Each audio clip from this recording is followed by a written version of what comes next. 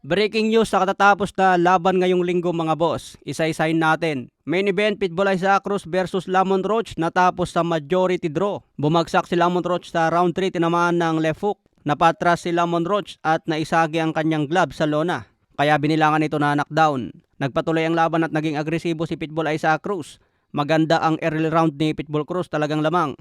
Pero pagdating ng round 7, binawasan ng isang puntos si Pitbull dahil sa mga patama niya low blow. Kaya parehas na sila mga boss na may score na 10-8. Kapag nabawasan ka kasi ng isang puntos, 10-8 na yon.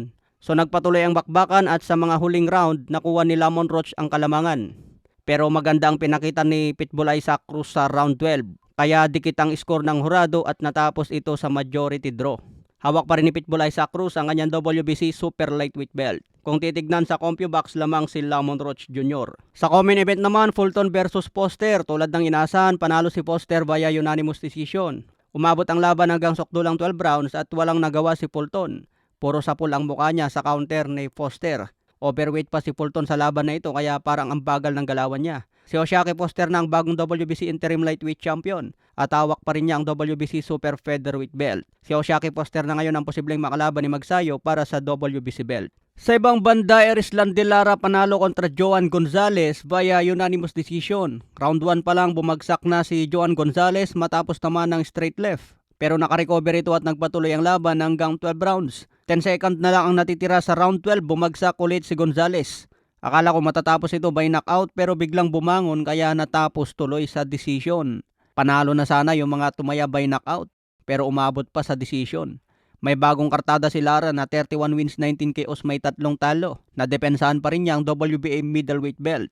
Samantala si Gonzalez may kartadang 36 wins, 34 KOs, may 4 na talo. Mataas ang knockout power nito pero tinalo ng matandang champion na si Lara. Edad 42 na ito pero malakas pa rin.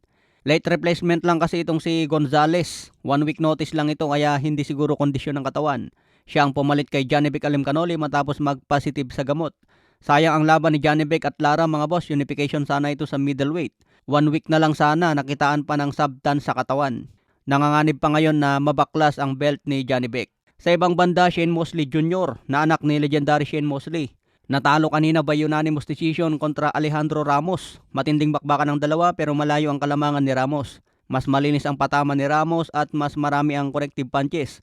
Kaya naman unanimous ang hatol ng hurado. May bagong kartada si Ramos na 24 wins, 19 KOs, may 1 talo. Hawak ng WBC Interim Middleweight Belt. Samantala si Shane Mosley Jr. may kartadang 22 wins, 12 KOs, may 5 talo. Sa iba pang balita, Frank Warren na may kartadang 19 wins, 13 KOs, may 1 talo. Panalo din by knockout kontra Ramses Berthélemy. May kartadang 30 wins, 15 KOs, may 4 na talo.